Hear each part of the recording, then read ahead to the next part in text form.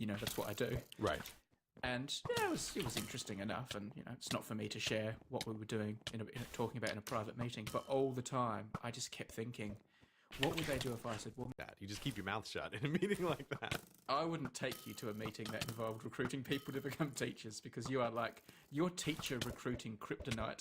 No, but you see, if I was in charge of the campaign to recruit more teachers, because they used to have these posters up around London to convince myself to get back into a regular working schedule after a long break. And it's like, oh, I don't want to do that, but here we are, and it's time to get back. It'll inspire me. How are you finding being back in London? What's going on? What's your reflections? What's your follow-up? Talk to me. No, it's good to be back. It's always good to be back after a long trip. And this summer was an unusually and unexpectedly long trip. So I'm very happy.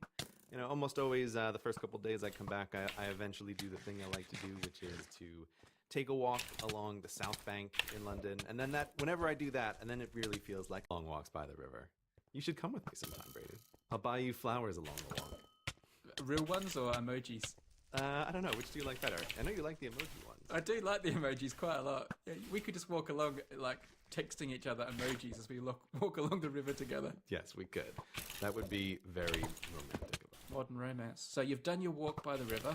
Before I could get here, of course, there had to be more flights. There are always more flights. Picture showing the AB terminals, which are lovely and modern and new, which I don't think I have ever stepped in once. I know what you're talking about here. I think I saw this stupid video 24 times this summer, and every time it felt like an eternity. Now, do you want to describe it to the people, or shall I? I'll put a link in the show notes so people can watch it. I'm just sort of having a look at it now on mute to kind of remind myself. And the thing about it is, in this kind of ever increasing spiral to make your airline plane, but not use a plane.